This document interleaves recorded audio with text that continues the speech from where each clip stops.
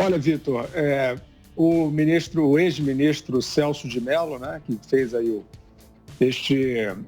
ele faz uns desabafos por WhatsApp que depois vazam, né? Como ele já tinha feito quando disse que o presidente flertava com o nazismo, e aí vaza, mas foi no WhatsApp, então tira um pouco do peso, né? É o jeitinho dele fazer montar a tribuna particular dele. O triste é a gente ver essas figuras, quer dizer, que tem a projeção dada por uma instituição que é uma instituição judiciária, né? Ou seja, figuras que precisariam ter a compostura, ter o equilíbrio, né? Ter a imparcialidade que são requeridos, né? As cortes de justiça, né? São requeridos à justiça. Eles entenderam diferente, né? Eles são figuras de uma vaidade incomensurável, que buscam aflitamente manchetes. Só que a forma como o Celso de Mello está buscando essa manchete, eu vou focar nele, porque, de fato, a gente está vendo aí um coral, né? Ou um jogral, né?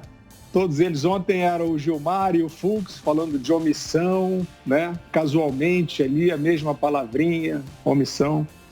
E aí hoje aparece o Marco Aurélio, aí aparece o Joaquim Barbosa, né? Dizendo que vai ajudar a esquerda. Bom, o Celso de Mello acha que o presidente da República desconhece o valor da vida e ele, Celso de Mello, desconhece a função do Supremo Tribunal Federal.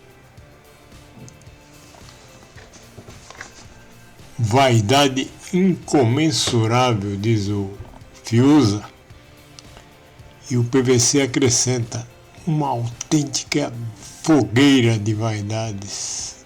Impressionante, é impressionante como cresce essa súcia. Vai procurar no dicionário o que é súcia, brasileirinhos do meu Brasil, Brasil. PVC na área com vocês. Para mais um dedinho de prosa, como a gente faz todo santo dia essas horas, não é mesmo? Essas horas a gente fica junto e troca ideia.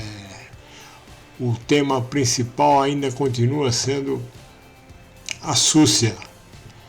E nós temos um printzinho que o Carlos Bolsonaro reprintou de um sujeito que tem a alcunha de Dama de Ferro, porque a Dama de Ferro é símbolo do conservadorismo, né? Ela ficou durante anos à frente da Inglaterra como conservadora e das conservadoras das boas. E o rapaz roubou o título dela, Dama de Ferro, roubou para ele, porque ele se sente conservador, né? E ele disse: Bolsonaro é ditador que não fecha igrejas, que não prende trabalhadores, que não tira a liberdade do povo e que respeita a Constituição, ao contrário desse pessoal que o Fiuza falou agora há pouco. Esse pessoal está como guardião da Constituição apenas no papel. Sabe por quê? O que não permite que esse pessoal seja realmente guardião da Constituição é preciso ser limpo para ser guardião da Constituição, entendeu? Se você quiser ser guardião da Constituição, você precisa ser limpo. Você precisa ser limpinho para ser guardião da Constituição. Na verdade, você não pode ter um resquício de vaidade, sabe? Você não pode ser vaidoso. Você tem que ser uma pessoa ilibada em todos os aspectos. Na verdade, mas a súcia não para de crescer. Se for olhar o que é a súcia não para de crescer.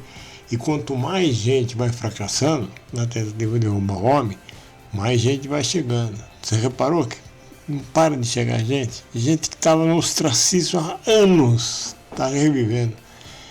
Pensei que o fulano não havia já, mas bom, deixa pra lá. Mas o cara apareceu, rapaz.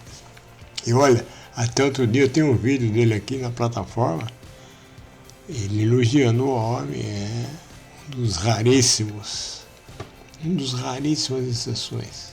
Uma das raríssimas exceções. Não é mesmo, Brasil, do meu Brasil, Aranil? O homem é uma das raríssimas exceções.